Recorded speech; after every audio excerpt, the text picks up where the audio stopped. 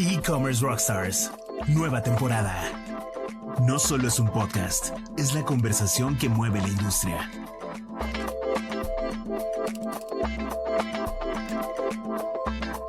Bienvenidos a E-Commerce Rockstars, el podcast donde los líderes del retail digital mexicano comparten los insights que realmente mueven la aguja. Soy Pierre Blaise, CEO de la AMBO. Hay una pregunta que me hacen constantemente en la AMBO. ¿Para qué sirven realmente sus estudios? Y mi respuesta siempre es la misma, para tomar decisiones y no para guardarlos en una presentación. Pero otra pregunta que se hacen menos, ¿y con qué herramientas ejecuto lo que los datos me dicen que haga? Hoy vamos a atacar exactamente esa segunda pregunta porque en el e-commerce mexicano, y lo veo todos los días, hay una brecha enorme entre las marcas que tienen datos y las que realmente los activan. Y esa brecha se vuelve crítica justo antes de hot sale y durante hot sale, cuando cada punto porcentual de conversión vale millones. Mi invitado de hoy viene de exactamente este frente de la batalla. Growlat tiene más de 10 años trabajando con más de 500 marcas en América Latina, incluyendo algunos de los retailers más grandes de la región, ayudándoles a transformar datos fragmentados en experiencias que realmente convierten. Guido Bouley, founder y director de Growlat, bienvenido a E-Commerce Rockstars. ¿Cómo estás, Guido? ¿Qué tal, Pierre? Muchas gracias por la invitación. Un gusto estar en este episodio. Bien, pues un gusto verte también. Tenemos tanto tiempo que dijimos que íbamos a tomarnos un café al final. Está volviendo un podcast con un café digital, pero me da mucho gusto poder platicar contigo el día de hoy. Guido, antes de entrar en la parte táctica, quiero entender tu recorrido. Llevas más de 10 años en Growlat, acompañando marcas de la TAM. Cuéntame cuál fue el primer cliente que te hizo entender que el data marketing omnicanal no era solamente tecnología bonita, sino una necesidad real de negocio. ¿Y qué pasó en esta relación y qué cambió tu perspectiva? Interesante. A ver, yendo un poco para atrás, me acuerdo fue un cliente en particular, fue en pandemia, si no me falla la memoria, así que habrá sido, sí, habrá sido hace ya más de 6 años. Es un retailer en Chile, me acuerdo, que le vendimos una solución de email marketing en ese momento, no una solución de data marketing, pero cuando empezamos a hacer un deep dive después de que estaba firmado los contratos y todo empezado, que querían ir a un nivel de segmentación muy complejo porque tenían una cantidad de data histórica de cada cliente y hacían unos queries muy complejos, vendían, entre otras cosas, calzado y unas relaciones entre las distintas personas y sus familias y si la madre le compraba zapatos al hijo. Bueno, era súper complejo, no lo podíamos realizar con la tecnología que teníamos en ese momento y dijimos, no se preocupen, hacemos un desarrollo a medida para poder resolver este tipo de queries complejos y luego una vez que tenemos, digamos, el segmento ya generado, ahí lo enviamos con el motor de envío que estábamos trabajando en ese momento y así empezamos. Y fue realmente un desarrollo complejo porque en un punto eran queries tan complejos y tan pesados que nosotros les estábamos cobrando este dinero y nuestro costo de infraestructura era esto. Entonces fue un aprendizaje muy interesante a nivel de arquitectura, a nivel cómo poner adelante del cliente las expectativas versus el entregable. Así que no te voy a decir que fue fácil, fue entretenido, fue una experiencia que nos enseñó mucho. Bueno, nosotros desde la AMBO te conocimos justamente cuando tenías la empresa de email marketing y hemos visto la evolución del modelo. De hecho, nosotros ahora lo estamos usando para hot sale precisamente. De hecho, hay algo que me parece súper interesante en el modelo de Growlat. Ustedes no solamente son una plataforma tecnológica, es una mezcla de tecnología y de consultora, ¿no? Y eso tiene un costo. Es más difícil de escalar, es más caro de entregar, tiene talento especializado. ¿Por qué no tomaron el camino más fácil? Solo la herramienta. ¿En qué momentos dijeron el acompañamiento no es opcional? Porque me obligaron, básicamente, mi equipo directivo. Yo era de la escuela yo quiero vender software as a service, el software escala, puedo tener miles y cientos de miles de clientes y se puede crecer en forma exponencial. El problema es que cuando empezamos a crecer y a escalar, nos dimos cuenta, y con soluciones más complejas, ¿no? Cuando empezamos a meternos más en temas de data marketing, de personalización web, que muchas veces no alcanzaba con dar una licencia y dar un soporte de esa licencia. ¿Por qué? Porque muchas veces, por más que uno tenga la tecnología, cuando uno la baja al cliente, al retailer o al cliente en el vertical que sea, muchas veces no tienen el tiempo, no tienen la capacidad, no tienen los recursos. Entonces, la primera solución fue, bueno, vamos con nuestro ecosistema de partner. Y en muchos casos nuestro ecosistema de partner fue realmente muy bueno y traccionó y funcionó. Entonces tenemos clientes al día de hoy que llevamos años donde nosotros vendemos la licencia y hay un partner certificado Growlat que es el que acompaña a nivel estratégico. Pero nos terminó de pasar en otros casos que el partner no terminaba de hacer clic con el cliente o el partner tenía intereses de venderle otras cosas distintas a lo que nosotros estamos planteando, o casos donde realmente el cliente no tenía el dinero para pagarle horas hombre a un partner de implementación.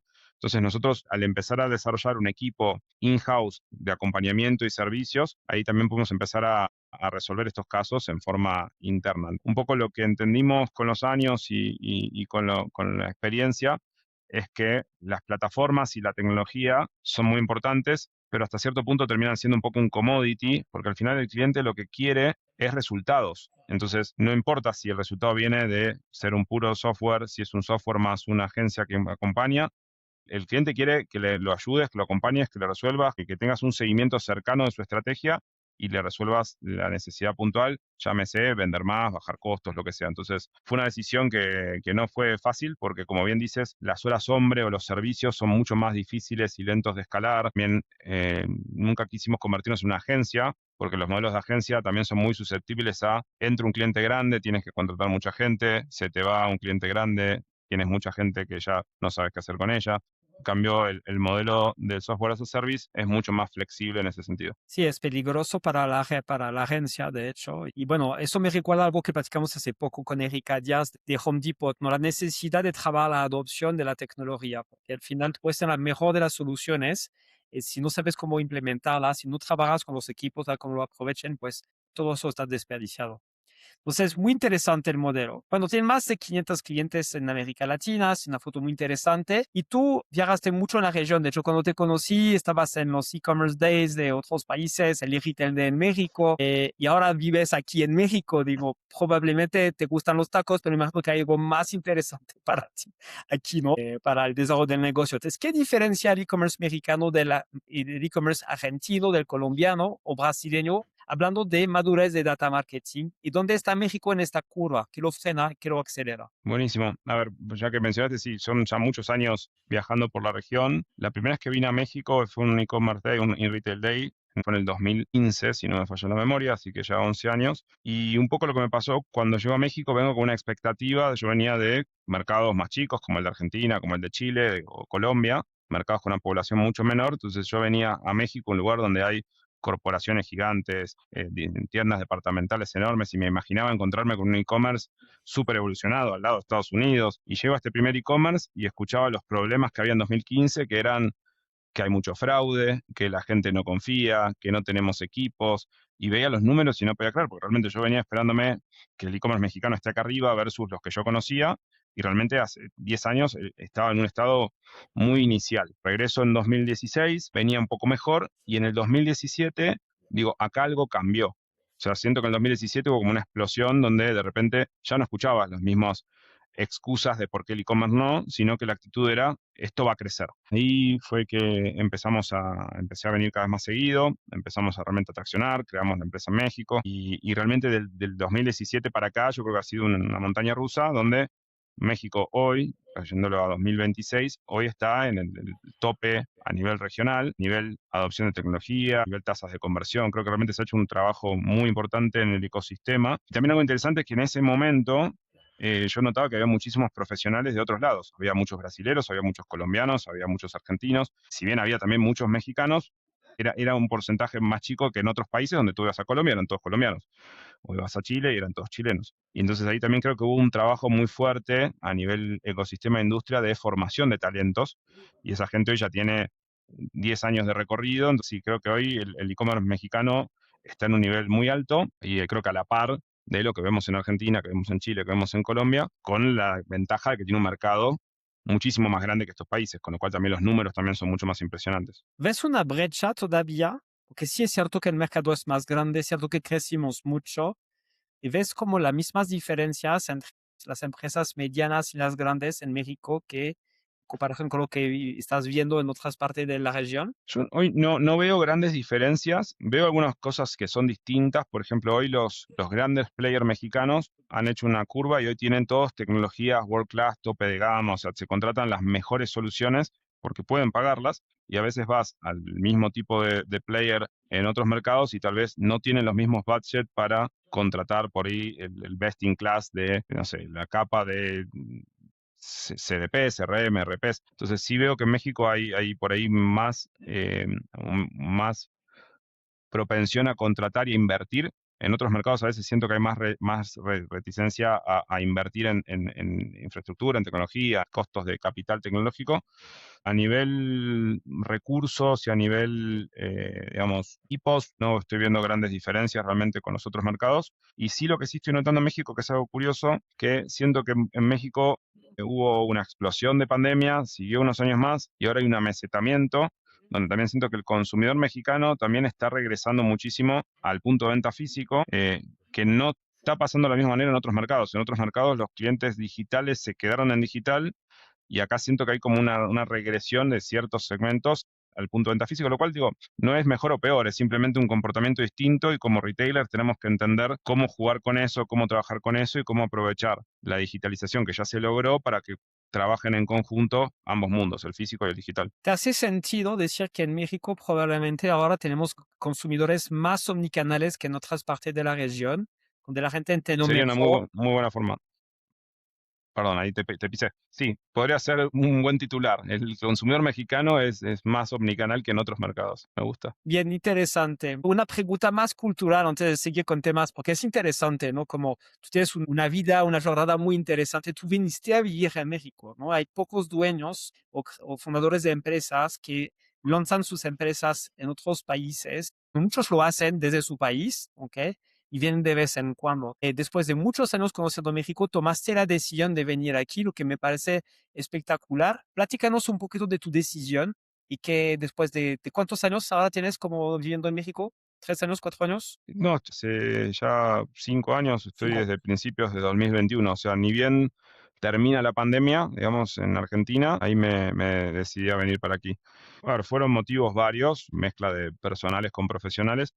Realmente yo tenía en lo personal ganas de hacer una experiencia fuera de Argentina. A mí ya los años de viaje y de compartir y conocer gente de distintos países de América Latina realmente me abrió un poco la cabeza en ciertas cosas que pensaba que eran geniales en Argentina y después uno las empieza a comprar y dice, acá son mejores en otros lados, o al revés, cosas que me parecían malas en Argentina y vas a otros lados y dicen, no son tan malas. Ejemplo, el tráfico en la ciudad de Buenos Aires. Yo pensaba que era malo, empecé a conocer otros lugares, ya no me parece tan malo. Entonces, por un lado, tema personal, y por otro, a nivel profesional, me pasaba que México, yo veía que desde el 2017 venía en una curva de crecimiento muy grande, un mercado con un potencial enorme, y a la vez también un mercado muy relacional. En el mercado mexicano, las relaciones interpersonales son muy importantes y la confianza antes de empezar a trabajar o a cerrar un negocio, eso en México tiene un peso bastante mayor que en otros mercados que son más transaccionales. En Argentina o en Chile, tal vez no es tan importante si conociste a la persona, si no conociste, sino ver la propuesta de valor, me sirve, no me sirve. Entonces, uno de los puntos fue ese. El otro también que de las capitales latinoamericanas, México me parecía un lugar muy interesante para vivir. Era un momento donde estaban empezando a venir emprendedores de distintos lados.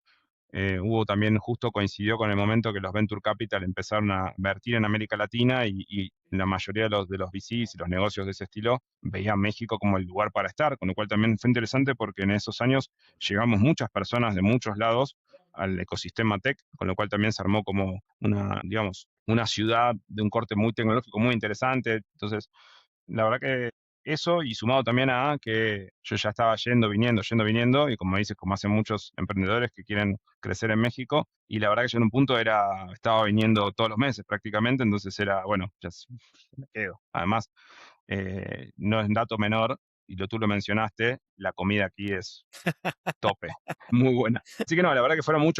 muchos motivos, pero sí, la verdad que el principal sería el gran potencial que le vi a México hace 6 7 años. Bien. Bueno, ya pasaste el test, vamos a poder seguir con la entrevista ahora. Perfecto. Bueno, ahora vamos a platicar de la brecha de los datos, que es uno de los temas más importantes que tenemos que enfrentarnos. Háblame de este patrón que más se repite entre una marca, digamos un retailer mid-size mexicano con presencia omnicanal. ¿Cuál es el diagnóstico que encuentran casi siempre los primeros 30 días de trabajo? ¿Y dónde están los datos y por qué no se están usando? Perfecto. Ahora, siempre tratamos de relevar, e incluso antes de empezar a trabajar, qué fuentes de información tiene ese retailer, dónde está la data, cómo está guardada, cómo está estructurada. Entonces, por un lado es qué fuentes de información hay, si se están usando o no se están usando, o cómo se están usando. También tratamos de relevar un poco a nivel de equipo cómo está estructurado, a ver qué persona tiene qué responsabilidad, muchas veces entender quién de ese equipo es el que nos va a ayudar a avanzar con estas implementaciones. También un poco entender tiempos y expectativas, porque también a veces pasa que el cliente piensa que llegamos y al día siguiente ya hay resultados instantáneos, entonces también es entender, ok, qué timing, qué expectativa, cuáles son los pasos. Hay veces que nos encontramos con clientes que tienen bases de datos de muy mala calidad, con lo cual es importante también sentarnos con el cliente y tratar de entender, ok, esta parte de tu base está muy bien, esta está más o menos, y esta está muy mal, esta por favor directamente olvidémonos que existe, empecemos con la que está buena. Ahí hay en distintos canales los que trabajamos, pero por ejemplo en el canal de lo que es el canal del email, hay muchos temas de poder hacer calentamientos, de que las IPs con las que se van a entregar no sufran por una mala calidad de datos. Entonces son varios factores. El tema de integraciones también es un tema que relevamos, porque muchas veces tienen cosas que son muy fáciles de integrar, pero por algún motivo no están integradas, y después hay otras cosas que son muy difíciles de integrar y es lo que quieren integrar primero.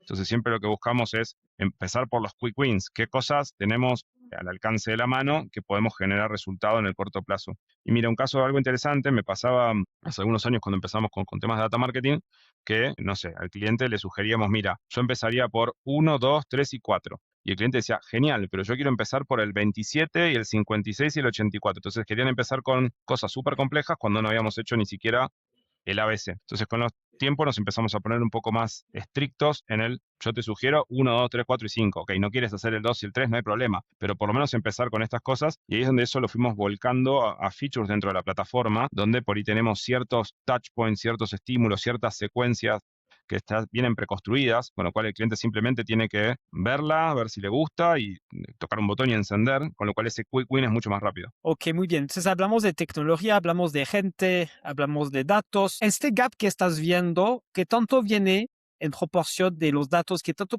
viene de las herramientas, qué tanto viene de temas culturales? A ver, yo creo que es un mix de todo. En general, digo, no es un tanto tema de herramientas. La mayoría de las herramientas que encontramos o plataformas que encontramos dentro del ecosistema del cliente son muy buenas. Muchas veces hay problemas de cómo han sido implementadas. Es más, hay veces que nos ha pasado de deals que ganamos y empezamos a trabajar y realmente la herramienta anterior era igual de buena que la nuestra, simplemente que no sabían cómo utilizarla o no habían tenido el soporte correcto de esa herramienta. Entonces te decían, no, porque en tal herramienta no se podía hacer tal cosa. Y tú dices, 99% seguro que sí. Entonces, a ver, muéstrame por qué no lo podías hacer. Y muchas veces viene de falta de tiempo, que el cliente repito, no, o no tenía la información adecuada o no tenía el soporte adecuado. Entonces es entender por dónde está el problema exactamente y si es un tema de falta de tiempo, que a ver, y no digo que sea una culpa de una persona en particular, pero muchas veces al mismo le dan 5 tareas en simultáneo y no le alcanzan las horas del día.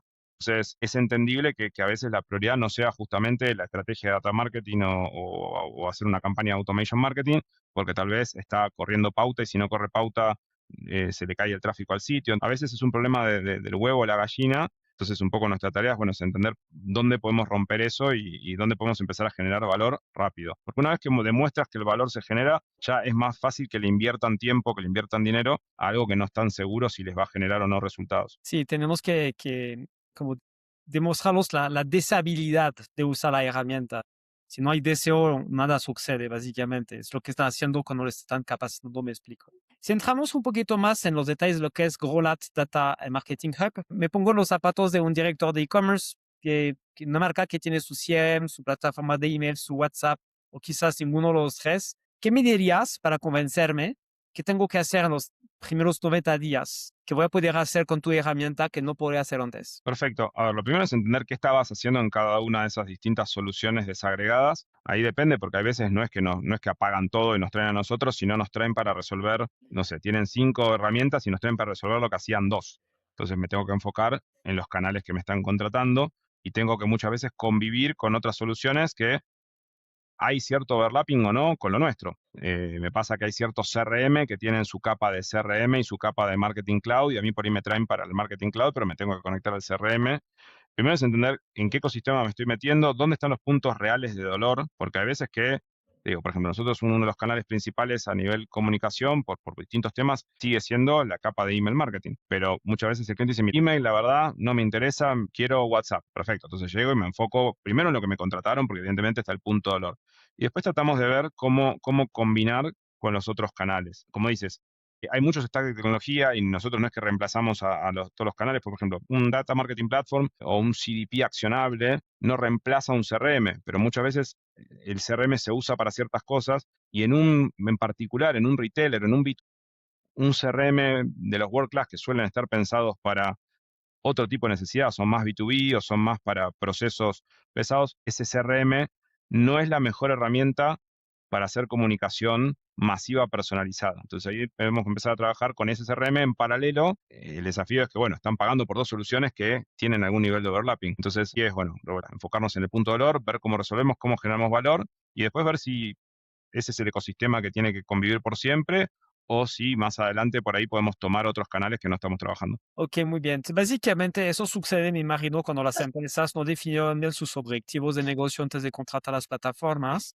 y después tienen que pagar el precio por no definir bien, ¿correcto? Sí, no, mira, está pasando algo, o sea, sí, eso es un escenario real, pero también está pasando otro escenario, que esto nos está pasando incluso a nosotros a la interna de Growlat con el stack de tecnología que tenemos contratadas, pues nosotros a la vez tenemos muchísimas plataformas y cosas conectadas. También lo que ha pasado que en los últimos años las plataformas en general han evolucionado y tú antes tenías la plataforma A que te resuelve el problema A, la B que te resuelve el problema B y la C. Y de repente ahora la A hace A y C y la B hace C y D. Me está pasando, por ejemplo, con lo que es implementación de AI a la interna nuestra, donde de repente nosotros usamos distintas tecnologías y todas tienen su AI. Entonces, la típica, estamos como todas las empresas queriendo estar al día y tratando de usar al máximo estas soluciones, pero a veces no sé, nosotros hoy tenemos contratadas 4 modelos distintos del LLM a la interna, más los AI de las distintas plataformas. Por ejemplo, usamos una suite que se llama Jira Confluence, tiene una AI que se llama Robo, para algunas cosas usamos HubSpot como CRM B2B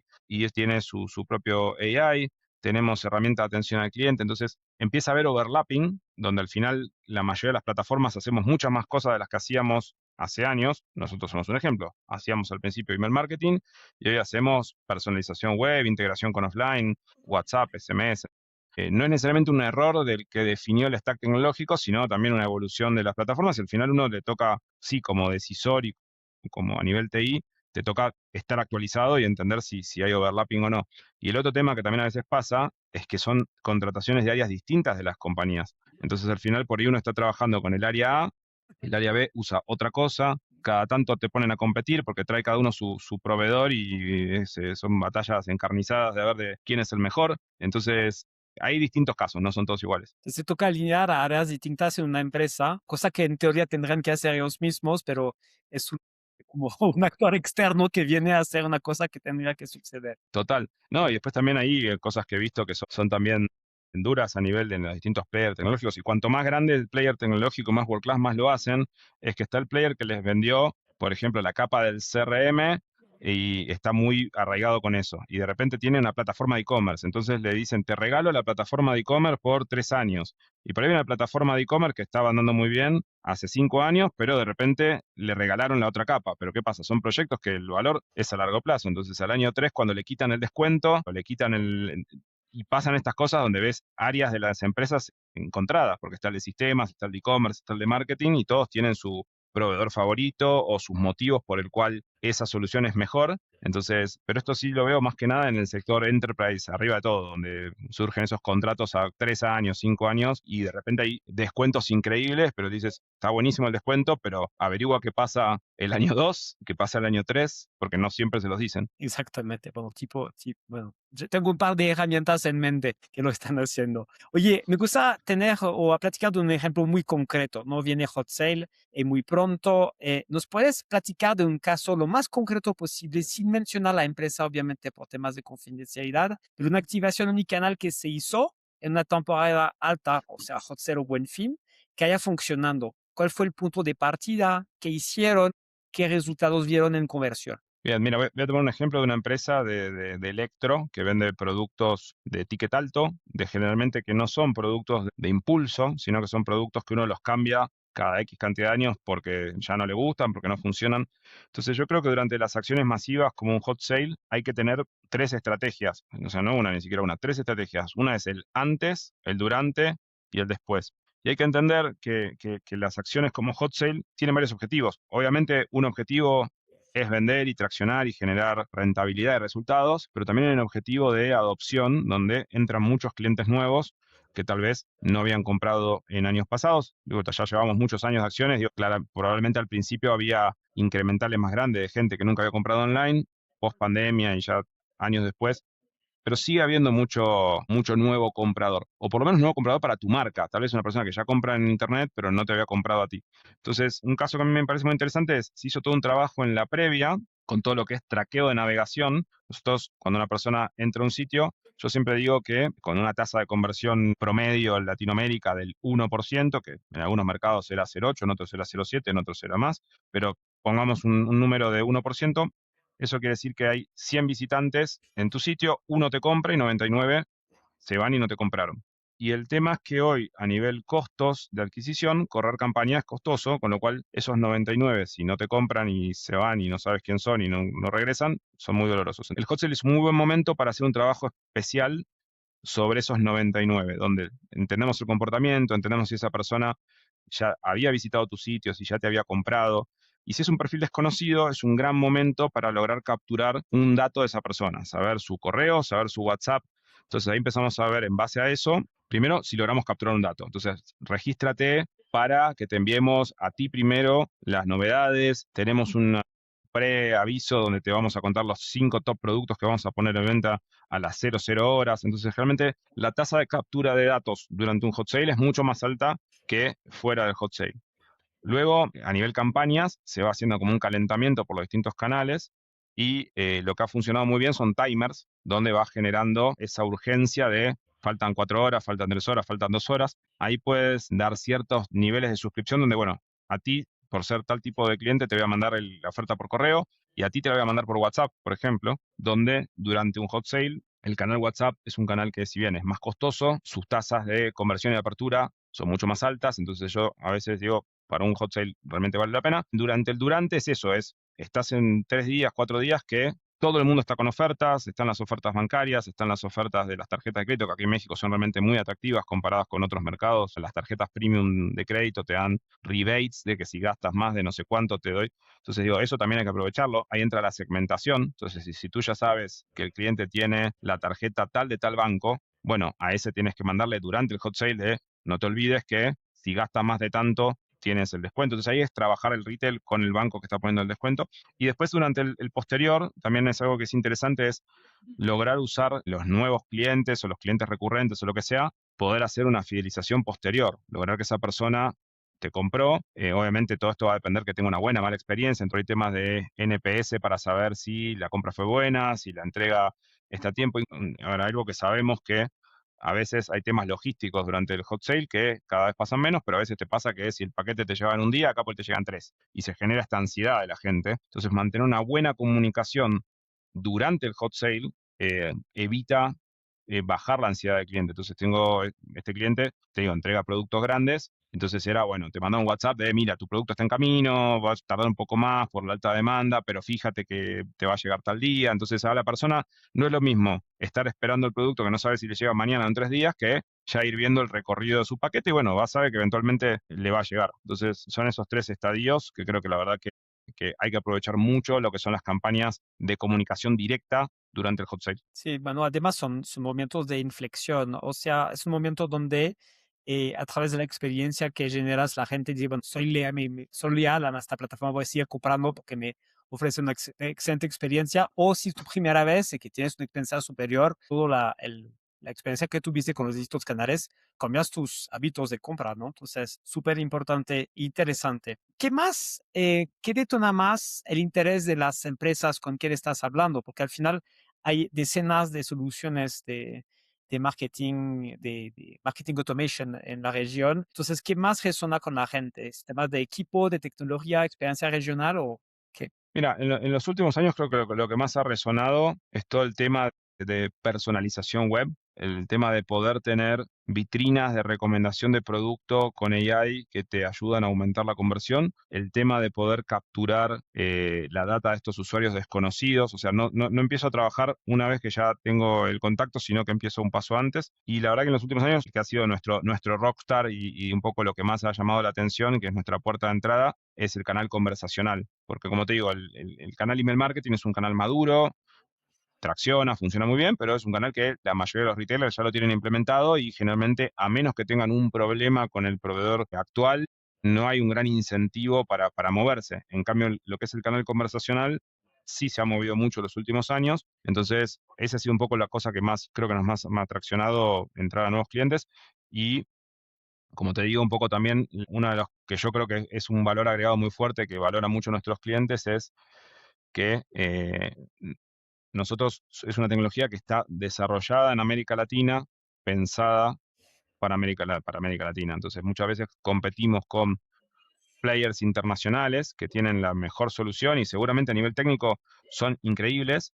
Y esto me pasó cuando empecé a viajar a los eventos en Estados Unidos, cuando empecé a viajar al ShopTalk, al NRF, que hace algunos años empecé a ir y empecé a ver que estaban los CDPs, y todo el mundo hablaba de CDPs. Me acuerdo en un ShopTalk que nos encontramos allá que de los expositores, la mitad eran CDPs. Y yo decía, está buenísimo, pero después te veías que por ahí se llevaban ese CDP World Class de cientos de miles de dólares a un retailer en un país centroamericano donde eh, chiquito, con mercados chiquitos, y no lo lograban sacar el provecho realmente. Entonces ahí dijimos, tenemos que hacer algo A la medida. a la medida. Esta charla lo he tenido con retailers de Guatemala, de Honduras, de México, donde es, mira, en vez de gastarte cientos de miles de dólares en esta solución, que después no tienes el equipo adecuado, digo, bájale un poco, vamos con mi solución que es un poco más económica y aprovecha esa diferencia para construir un equipo que pueda manejar ese cohete espacial increíble y tal vez en N años ya te quedé chico y te tienes que pasar uno más grande, pero a mí está bien, porque digo, ese es el camino de adopción de ir haciendo un incremental. Sí, me ayudaste a escalar, básicamente. Y en Muy algunos bien. casos me ha pasado y llega un momento y me dieron la mano, ahora ya estamos para ir con la solución World Class, la que me lleva luego al show en Las Vegas. Y hay otros que no, hay otros que se han quedado, porque dicen, al final me resuelves en el punta a punta entre la plataforma y la capa de servicios y todo. Entonces digo, hay de todo, pero sí he notado eso en los últimos años. Bien. Quiero platicar ahora, tenemos un debate en cada sesión del podcast. Aquí justamente decidimos hablar de la personalización que acabas de mencionar. Te voy a proponer dos posturas. La primera postura es el futuro del marketing, es hiperpersonalización en tiempo real. Las marcas que no tengan un CDP activo y omnicanal antes de 2027 habrán perdido su ventana competitiva. La segunda postura, la postura B, la personalización es una promesa sobrevalorada. La mayoría de los consumidores americanos no le importa si el email fue personalizado, si importa el precio, la entrega, la confianza. Las marcas están sobreinvirtiendo en tecnología de datos que el consumidor no percibe. Tienes que escoger entre los dos. Perfecto. ¿Con cuál te vas? No, claramente la primera, a ver, sí creo que estamos yendo a un modelo de personalización en escala. Estos antes eran procesos que requerían varios pasos manuales. Hoy en día lo que requiere una personalización en escala es una estrategia clara y hoy a partir de todo lo que es AI generativo, modelos LLM, realmente hoy es posible, como nunca antes fue posible, llegar a todos tus clientes con un mensaje correcto en el momento correcto, por el canal correcto. Antes requería reglas de negocios, realmente donde uno decía, bueno, a este segmento, voy a armar el segmento que cumpla, eran queries, eran segmentaciones basadas en reglas que dependían de cuánto tiempo, cuánto insight tienes para pensarlos y después, obviamente, una vez que los activabas, funcionaba, ¿no? Digo, por ejemplo, hay muchos de esos que todavía siguen vigentes. Hoy, por ejemplo, un carro abandonado sigue funcionando y tiene una altísima tasa de conversión. El carro abandonado lo piensas una vez, a lo sumo puedes ajustar cada tanto el template, pero digo, no es que todo va a ser personalizado en escala con AI, pero sí lo que está permitiendo el AI es llegar a esa persona con una recomendación de producto totalmente relevante y ahí entra la parte predictiva, que eso antes no se podía. Yo puedo, en base a la navegación, al histórico de compras y a un modelo que procesa no solo tu perfil y el de miles de personas parecidas a ti, donde se puede empezar realmente a hacer predicciones. Entonces yo llego con la oferta en el momento que realmente estás por comprar. Otro tema también de esta personalización en escala es que se puede identificar el momento de compra de una persona. Antes yo decía que de 100 personas una te compra y 99 no. No quiere decir que esa persona no te vaya a comprar. Tal vez no te está por comprar en ese momento, porque tal vez está en una etapa de descubrimiento, tal vez está comparando. Entonces, a partir de esta personalización en escala, puedes entender en qué momento es el momento de generar confianza, de hablar de tu marca. Por ejemplo, esta marca que mencionaba de equipos grandes. Y les doy un ejemplo mío. Tenía que comprar, la primera vez que me fui a vivir solo hace muchos años y me fui a comprar una lavadora. Yo no tenía idea sobre inverter, sobre RPM de centrifugado. Tuve que investigar. Imagínense con la tecnología de hoy, en base a una vez que perfilas, tal vez estás viendo que esa persona está investigando. Entonces, tal vez tus primeras comunicaciones no son oferta 24 mensualidades, sino que es contenido. Tema que antes generar ese contenido llevaba mucho trabajo y hoy la verdad ese contenido se puede generar en escala. Muy bien.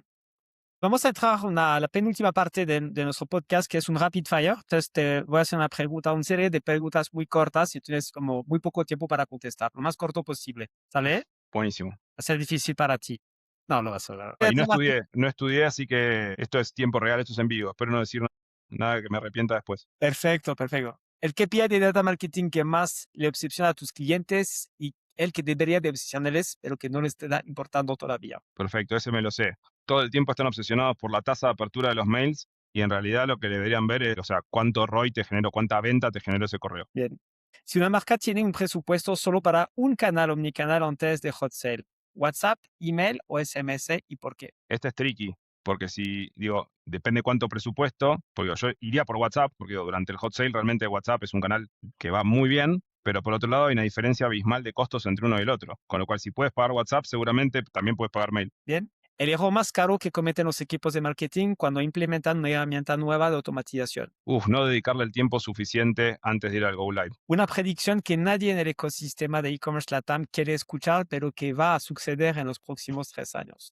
Esta sí está difícil. El que no apueste a integrarse con la tienda física y entender que el consumidor va a ser cada vez más omnicanal y quiere quedarse solo con traccionar ventas en el e-commerce, va a estar complicado. Bien, de acuerdo. ¿Cuánto tiempo tarda realmente una marca en ver resultados después de implementar el GrowLab Data Marketing Hub? El rango real. Tratamos que sea rápido, pero yo recomiendo darle por lo menos 2-3 meses para empezar a ver resultados reales y medibles. Okay. ¿El cliente que más te ha enseñado y por la razón que sea? Un cliente con el que implementamos las primeras versiones de WhatsApp cuando Facebook era Facebook y no era Meta, y subestimamos mucho el alcance de los proyectos y subestimamos mucho los problemas que iba a tener Facebook en ese entonces. Entonces, era todo, sé que es rápido, pero muy cortito. Era todo on-premise. Todos hacían infraestructura on-premise y Meta nos hacía hacer deploys y ir para atrás y deploys y para atrás. Así que aprendimos mucho gracias a ese cliente. Ok. ¿Se puedes dar un consejo a un director de e-commerce de un retail americano justo ahora a un par de días de hot sale? ¿Cuál sería? Planifiquen, por Dios, no dejen todo para el último día a las 11 de la noche. Planifiquen. Bien. Bueno, antes de cerrar, te quiero preguntar si tienes un recurso, un libro, un framework, una conversación que nos puede ayudar a entender mejor el data marketing. Es una buena pregunta. Libros de esto no he leído, pero si tengo una recomendación, no sé si es hacer trampa, pero growlab.ai/blog, tenemos un equipo que escribe contenido muy, muy bueno sobre el tema. Así que se los recomiendo. Bien, Guido, te quiero agradecer muchísimo por el espacio que tuvimos los dos para platicar. Nuevamente muy contento de poder cruzamos todo el tiempo. Creo que es la conversación más larga que tuvimos porque cuando nos cruzamos en eventos no tenemos tanto tiempo. Yo me llevo varios mensajes, ¿no? Que nuevamente la tecnología es importante, pero lo que hace la diferencia es la gente que está ayudando a la implementación, los planes para la adopción. Y la data es el centro de todo, porque al final no estamos vendiendo, ya estamos tratando de entender nuestro cliente, o sea, un cliente como online, offline, al final del día, lo platicamos en México, estamos hablando de un cliente omnicanal. Te voy a pedir una última cosa antes que cerremos. ¿Cuál es el mejor lugar para tomarse un café en la Ciudad de México? Esa me la sé, @Bondi Café. Es mi cafetería que tiene ya casi 3 años, así que ese es un proyecto muy lindo, me gusta muchísimo. En México es un país que produce unos cafés increíbles y para los que no están en México, por ahí no conocen tanto el café mexicano, porque por algún motivo todo el mundo conoce el café colombiano, el café brasilero y el café mexicano es increíble, así que los invito cuando quieran. Entonces, si quieren ir a platicar de data marketing con Guido, saben dónde ir, ¿no? Además, dicen que tienen muy buenos croissants, pero no sé, yo no creo en los croissants argentinos, así que... No es el mismo producto, son productos distintos, se llaman medialunas. De hecho, son bastante más parecidas al cornetto italiano que al croissant francés. Muy bien. Bueno, de cualquier forma no hay problema. No hay espacio para todos en este mercado de las medialunas de los croissants. Te agradezco mucho nuevamente. Espero que hayan disfrutado de este podcast. Lo pueden compartir con sus amigos, con sus directores. Y les invitamos a regresar. Pronto regresamos con más contenido. Les deseamos mucho éxito en este hot set, pero estoy seguro que están muy bien preparados.